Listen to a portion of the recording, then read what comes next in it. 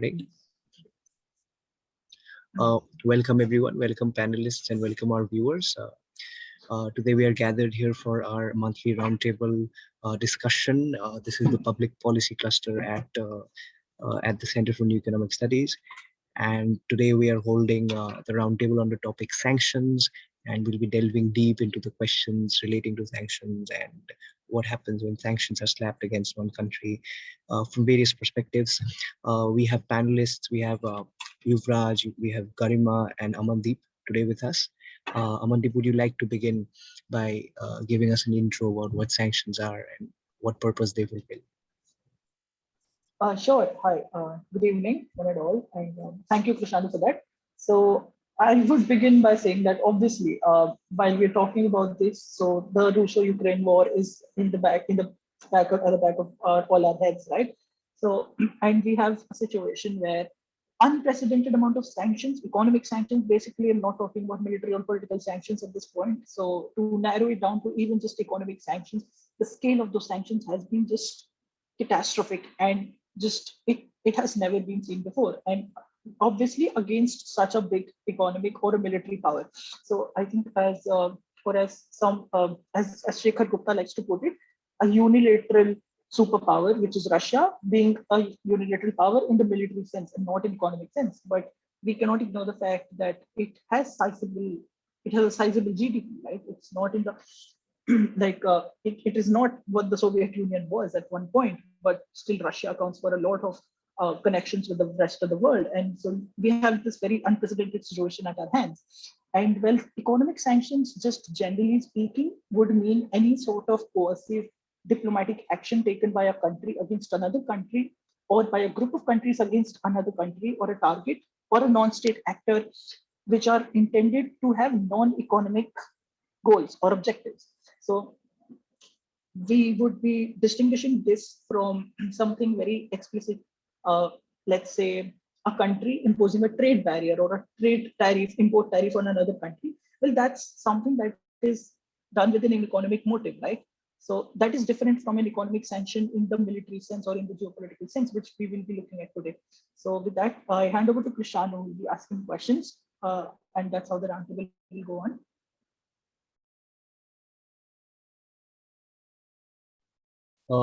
Thank you, Amandeep, for that very insightful introduction to what sanctions are. Starting with the first round of questions about sanctions, what do you all think has been the history and efficacy of economic sanctions against non-state actors? Is there anyone who would like to respond to that? Yeah, Amandeep, followed by... Yeah, Amandeep, please, you have the floor. Okay, if I may. Yeah, thank you. So, well, I would talk about,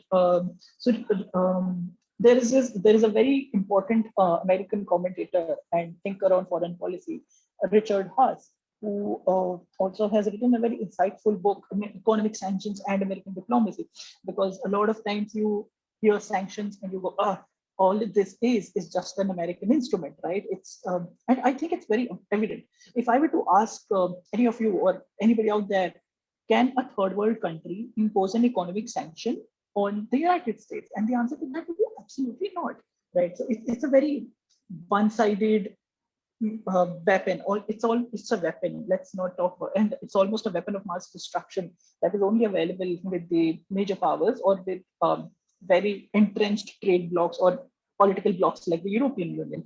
So, well, the history and efficacy of economic sanctions is not good, not bad. It's complicated in a single word, if I were to define it, because when we talk about the history and efficacy of economic sanctions against state actors, let's say Iraq, Iran, Cuba, Haiti, and more recently Russia, we don't know what is going to happen, but a lot of times unilateral sanctions, especially sanctions that have been just imposed by the United States unilaterally, have not worked so well.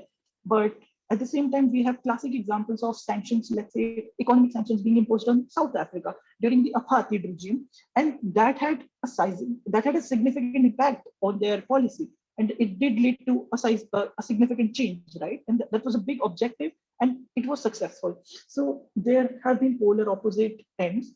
So I think if I were to make a very generalized statement, is that while unilateral sanctions are always disastrous, at the same time, multilateral sanctions, especially sanctioned by the United Nations and monitored tightly and well regulated, they have worked really well. So at the same time, moving on to non-state actors, now I would quickly say that targeted sanctions, we have this new trend word or fashionable word that, oh, targeted sanctions are just a rosy way, are just a better way, or designed sanctions are just better than blanket sanctions against countries. Well, even then, there are humanitarian implications of that. And as has been evident from the multiple reform rounds that the United Nations sanctions themselves have gone through.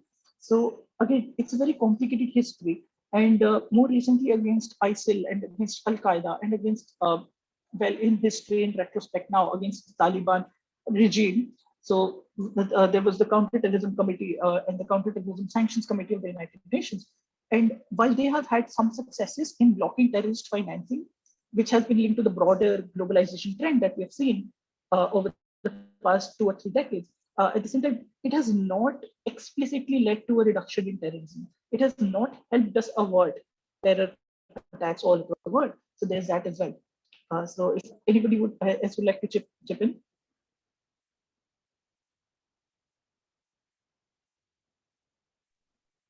Okay.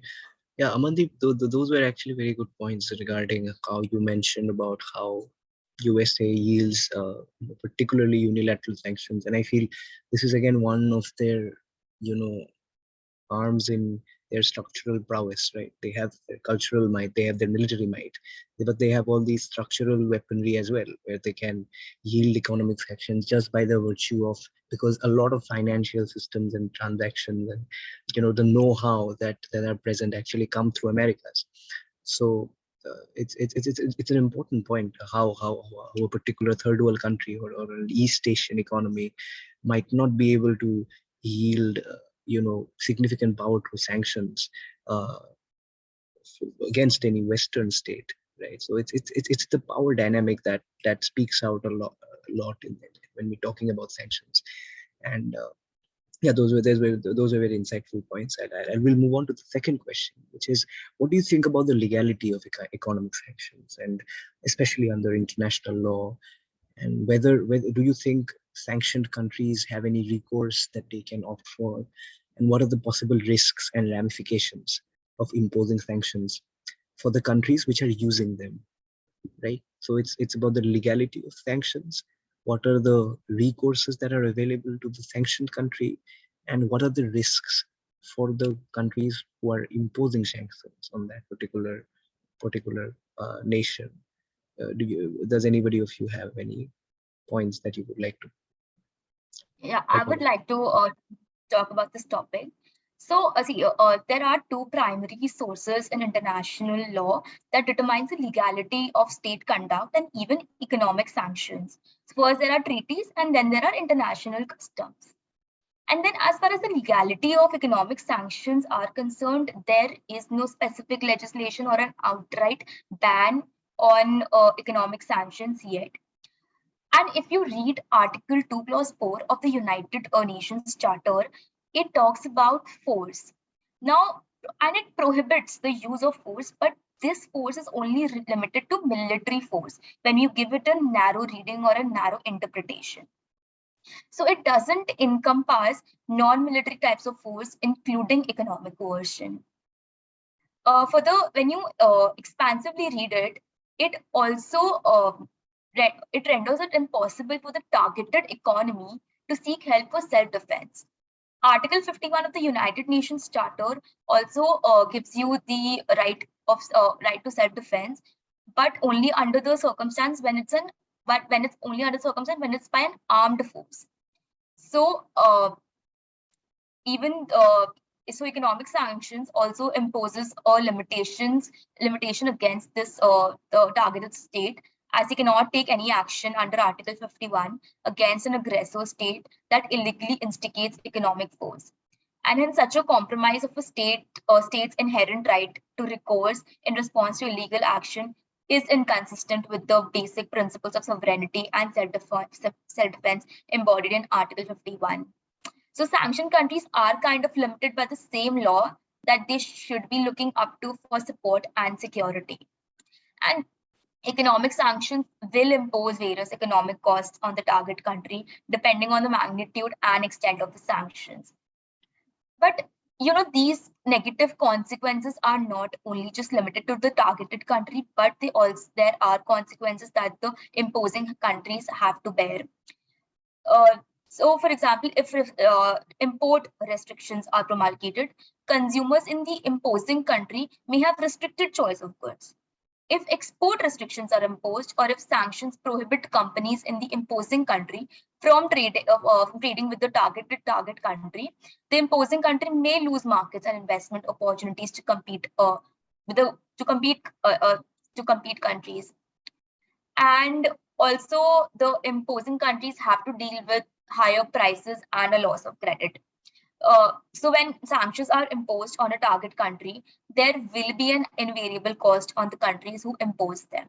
For example, the European Union sanction on Russian oil and gas will push up prices for European consumers as well. With prices already high due to supply constraints, a significant long-term rise in prices could become politically unsustainable in the West. As far as loss of credit is concerned, if a country is excluded from international capital markets and excluded from the SWIFT international payment system, then the target country, though it loses access, it will also hit the creditor countries. Banks, for example, the recent Russia-Ukraine case, banks in France, Italy, and Austria have lent Russia an estimated $30 billion, which they might never regain if financial sanctions last. So these were my opinion. I would like if anyone wants to chip in. Would anyone like to add? Amandeep, Yuvaraj? Yeah, Amandeep. Thanks, Garima. Those are very insightful points. I was also like thinking along the similar lines about the prohibitive, I would say the almost prohibitive impact that economic sanctions can sometimes have for the population of the imposing country itself. And I would look at the United States itself, for instance. We talk about all these high-profile sanctions where, let's say, fissile material or the export of missile technology is sanctioned. But at the same time, when these, let's talk about the Iraq example. When Iraq was forbidden from importing even wheat and even food grains for their population, which could also, you could argue, was very, very violative of human rights by the West. It actually led to a situation where the farmers and you could say the normal people of the common people of the United States, in that sense, the farmer lobby, they actually suffered. And so wherever Iraq would have imported its wheat from, it couldn't. And so that leads to a lot of wobbliness, or it leads to a lot of unrequited or unnecessary price rises or price supply gluts in the exporting countries, right? So I think that that's a very important observation that often gets overlooked, and it's not even considered in the cost benefit analysis that's done when sanctions are imposed. So yeah.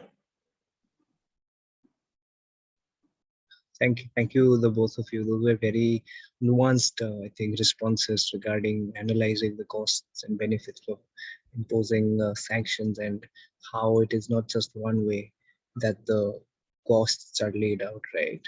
So moving on to the next question.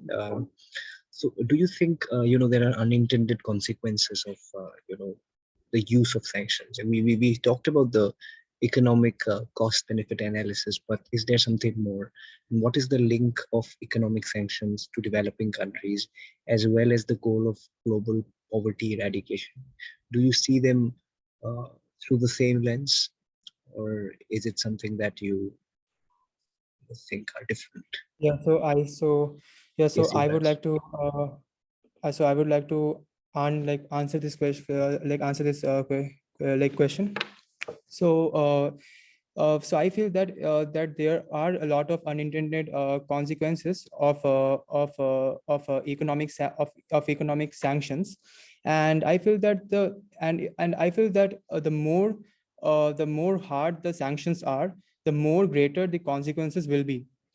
And so if I see if we read the news, then we can see that the consumers in the in the US and in Europe are like they are subjected to an increase in gas prices, which is like which was already high, as mentioned by her.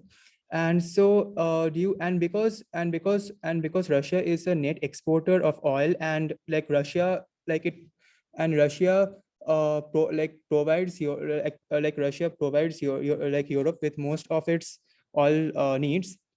So if you actually cut off if you cut off Russia from with the help of sanctions, then it will be going to hurt. Then it will hurt the US and the Europe. And if I move on to the second point, I if and so the thing is that Russia also accounts for so Russia and its ally, which is Belarus. They both account for 29% of the global export for wheat. And so if you are trying to impose a trade restrictions with that country, then it will be going to push the wheat prices higher in rest of the countries.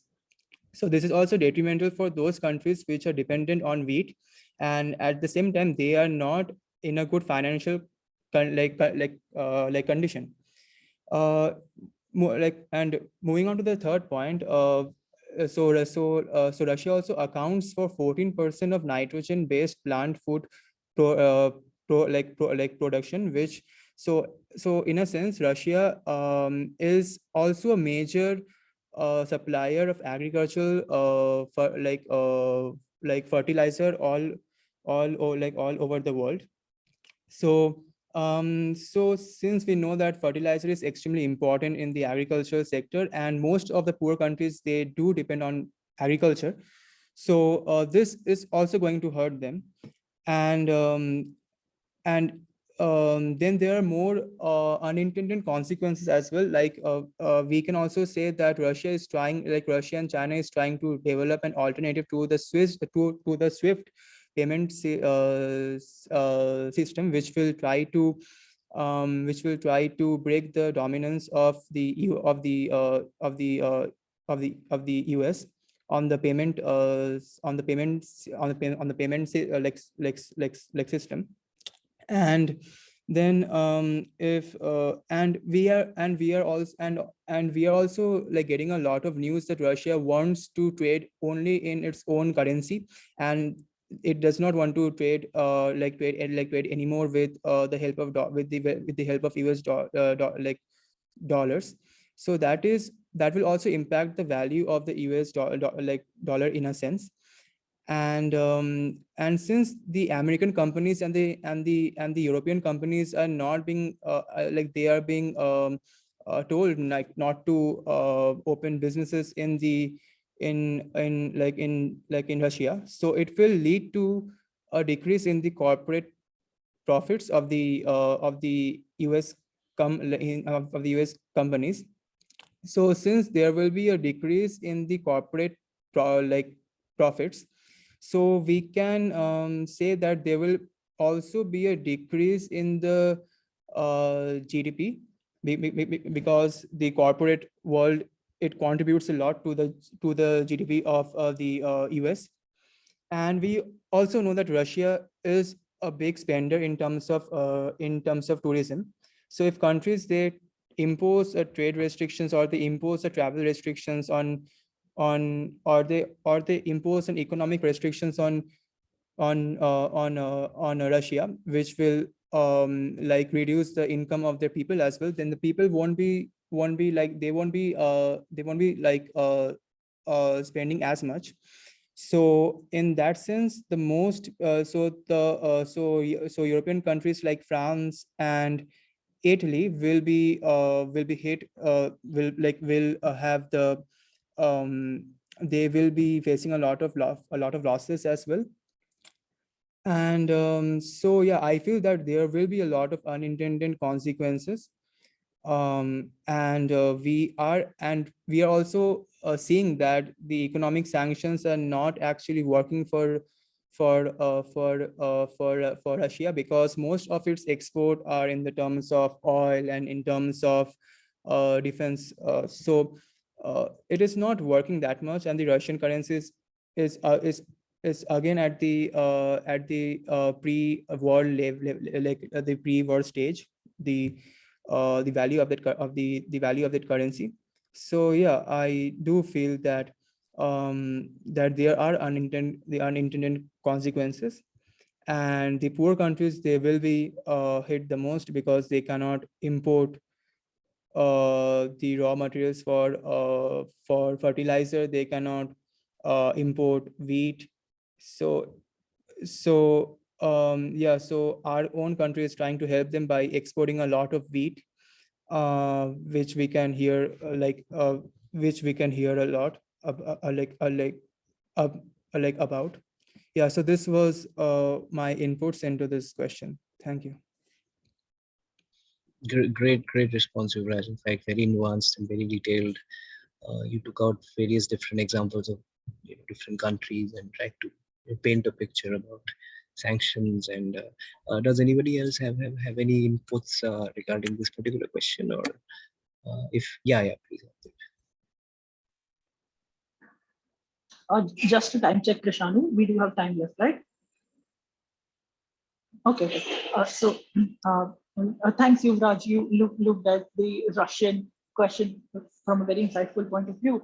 I would, I was thinking about while you were talking about the poor countries at the same time, and the need that the West has sort of felt to impose sanctions on Russia, which I would think is a legitimate goal. It's a legitimate thing to do because you have to do something, right? I mean, you cannot expect the US to just put boots on the ground and support the Ukraine militarily. That's not an option, right, at this moment. But then I'm thinking about sanctions, which then looks like this only other option of last resort, short of military intervention or covert action of any of this sort. But at the same time, I'm also thinking about how delicate of a fine balancing act this whole sanctions regime is, because uh, I was reading the Vision for Humanity, which is a non-profit organization. It was talking about these two specific examples. One example is the example of Pakistan, where and China, where sanctions are imposed almost simultaneously with the goal of non-proliferation. Well, while the goal of proliferation, you could say, was not achieved in retrospect, but it did help. In summary, in conclusion, it did help to deter China from exporting fissile and nuclear materials to Syria or Iran, for that matter. But it did not help in the Pakistani case. And even in the Pakistani case, it was argued that when you impose military sanctions on them and economic sanctions, that state, whose entire survival is sort of in question because that state thinks it's a constant threat from India. So they are actually now more inclined to more aggressively pursue a nuclear weapons program so that they have the nuclear option, because they do not have access to US military technology. So even more, they need those nuclear weapons. So that kind of like goes in the opposite direction. Like you wanted to achieve +1, but you actually got a -1 or a -10 in that sense. But China actually was cooperative, and the sanctions did have an impact on China. Why? Because what happened was that the sanctions imposed were not life-threatening to the Chinese economy, and because China had much more to gain by, let's say, complying to them and getting some barter deal in return from the West, which they eventually did. So in that sense, I think sanctions can also be a good way, because the threat of imposing sanctions and then imposed sanctions itself can give the other side the bargaining chip. Oh, you know what? We'll remove these sanctions if you listen to us. And the other side then, at some point of time in future, has a compelling case to actually listen to the West. But that's not going to happen in the short term. And the second example was related to the idea of Iraq, where we all know that very crippling similar sanctions, like it invaded Kuwait, sanctions were imposed. Now we have a parallel case where Russia has invaded Ukraine. Sanctions have been imposed in a very brutal way. Iraq did not listen then, and they had to eventually invade that country, right? And it did lead to it led to a famine. It led to a lot of economic distress. And so we are kind of walking on thin ice here. We're walking on a similar situation here, where if these sanctions fail, then we are even more inclined to pursue a military option. And sanctions almost work very rarely in authoritarian regimes, which Russia again is. So I think apart from targeted sanctions, we have no other way, but the international community just really needs to look into it, just recalibrate, reform sanctions, and just target them as well as possible and as efficiently and as quickly as possible, I would say. So yeah, with that, I'll end this. So. Thank you, Amandeep. Those were again very well-read points. You've taken out a very detailed summary of other events that have happened and put it in perspective of the current events that are taking place. And I feel Yuvraj's point makes a lot of sense. Like, why is it not crippling Russia? Because I think one of the reasons is that Russia is a supplier of a lot of commodities, and it's primarily one of the reason why Russia has not been yet crippled. If it were a country which was basically an importer of commodities, importer of essential goods, then probably it would have hit them very hard. Not like what it has been the case with Russia, right? So that's again a case in point, right? It's a very different case in point. If we think of sanctions as Garima was talking about sanctions, like how they are like a one-way war, because you can't do anything. You have no recourse. You don't have any self-defense mechanisms to sanctions as opposed to a military war.